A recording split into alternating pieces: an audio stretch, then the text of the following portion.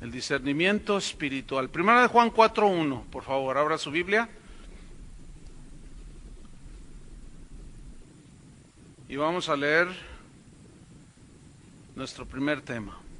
Primera de Juan 4:1 dice: amados, no creáis a todo espíritu.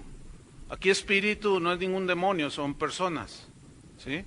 El contexto nos lo dice. Sino probad los espíritus si son de Dios. Probad los espíritus si son de Dios. Porque muchos falsos profetas, ahí esta vez son personas, los espíritus que operan detrás de ellos, porque muchos falsos profetas han salido por el mundo. Y a mí me llama la atención la palabra muchos. Muchos. Este mismo versículo en la versión Nueva Internacional dice: queridos hermanos, no crean a cualquiera que pretenda estar siendo inspirado por el Espíritu, sino sométanlo a prueba para ver si está hablando las palabras de Dios. Porque han salido por el mundo muchos falsos profetas. Entonces aquí Juan nos está invitando a discernir, a probar todo lo que nosotros, a los que escuchamos, a los que vemos, a los que seguimos. Porque nos advierte, hay muchos falsos profetas. Pero ¿qué es el discernimiento espiritual? ¿Qué es? Bueno, el discernimiento espiritual es la capacidad que debe tener un cristiano de distinguir para saber decidir entre la verdad y el error. Es la capacidad que debe tener cada cristiano para saber distinguir entre el bien y el mal, entre la sana doctrina y la doctrina falsa. Discernir habla de escudriñar, ¿sí? De buscar, habla de examinar lo que nosotros escuchamos. Discernir habla de interrogar, de preguntar. Entonces el discernimiento espiritual es un proceso para saber distinguir, fíjense bien, en nuestro pensamiento, en nuestro espíritu, acerca de la verdad. En este caso la verdad de Dios, la palabra de Dios, y saberla separar de la mentira. En otras palabras, es la capacidad de discernir, o la capacidad de discernir espiritualmente es un sinónimo de pensar bíblicamente. Acuérdense que Dios dice que sus pensamientos son más altos que los nuestros. Sus caminos son mejores y mayores que los nuestros. Eso significa que, así como son altos sus pensamientos, significa que Él jamás va a rebajarse al pensamiento humano. Más bien nosotros, los que decimos que somos cristianos, tenemos que elevarnos al nivel de los pensamientos de Dios, no hay otra.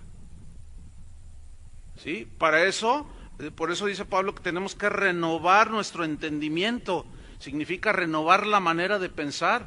Y para fin de yo poder discernir entre la verdad y la mentira, la sana doctrina y la doctrina torcida o incorrecta, yo tengo que elevarme a los pensamientos de Dios, a lo que Dios dice. Y pues uno de los males del cristianismo de hoy es precisamente la falta de discernimiento. No hay discernimiento en los cristianos de hoy, en términos generales. El día de hoy no se enseña a los cristianos a discernir, pero creo que saber o entender un poco por qué no se les enseña el día de hoy a muchos cristianos a discernir. Porque si se les enseña a discernir, se corre el riesgo, algunos corren el riesgo de ser descubiertos en sus fechorías eclesiásticas, ¿sí? Y prefieren mantener al pueblo en la ignorancia. Y mientras más ignorante es el pueblo, la gente, es más fácil de ser manipulada. Es como los caciques en Chiapas. Mientras más ignorante tienen a los indígenas, más fácil los manipulan. La falta de discernimiento impide arraigarnos en las verdades de la Biblia. Muchos predicadores se han olvidado de lo que dice Ezequiel 44:23, búsquelo. Muchos predicadores hoy, algunos ni siquiera abren la Biblia. Otros ya hasta se burlan Como estaba, bueno, yo tengo un conocido, amigo, no puedo decir, pero sí es un conocido que empieza su reunión y dice, abran su Biblia en Ezequiel 44:23, por ejemplo. Y dice, esto es para que los que leen la Biblia no digan que no abrimos la Biblia, porque luego nos critican, dice.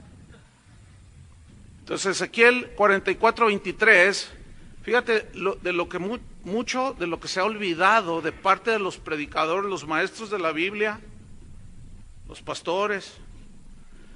Dice, y enseñarán a mi pueblo, está hablando de los sacerdotes aquí, de los que debían de impartir la palabra de Dios al pueblo. Dice, y enseñarán a mi pueblo a hacer diferencia entre lo santo y lo profano. Y les enseñarán a discernir entre lo limpio y lo no limpio. Eso está desde el Antiguo Testamento. ¿Sí? Entonces, el olvidar esto ha llevado a muchas iglesias, a muchos cristianos, a que cualquier viento de doctrina llegue a sus vidas, penetre aún los púlpitos, y es como vemos el día de hoy, muchas iglesias débiles, muchas iglesias anoréxicas, iglesias hundidas, sumidas en un analfabetismo bíblico impresionante. A veces yo le pregunto a la gente deliberadamente, ¿alguno de ustedes me puede definir qué es la justificación o el nacer de nuevo? A ver, ¿alguien me quiere decir? Levantan la mano y dicen, ir a la iglesia, dicen. A ver, otro más. Más o menos, hermano, por ahí andas. Medio perdido, pero ahí andas. A ver, no, pues dar diezmos, dice. Fíjate que el fariseo de Lucas también daba diezmos. Entonces hay un analfabetismo espantoso. Y esto ha provocado una lamentable y peligrosísima inmadurez. Por eso los lobos se aprovechan, los falsos profetas se aprovechan de la ignorancia de las personas. Entonces, a los que enseñan la Biblia, yo quiero darles un desafío a que estudiemos más la palabra de Dios, que hagamos el trabajo que debemos hacer. Ahí está en Hechos 6, no tienen que abrirlo, pero cuando escogieron a los diáconos, Pedro el apóstol dijo, es que nosotros no debemos de dejar lo más importante, que es la oración y la palabra. La oración y la palabra, ese es nuestro trabajo. Nuestro trabajo como pastores y ministros no es andar haciendo conciertos ni cosas de esas. Nuestra responsabilidad es predicar la palabra de Dios. Se nos olvida que un día vamos a dar cuentas delante de Dios.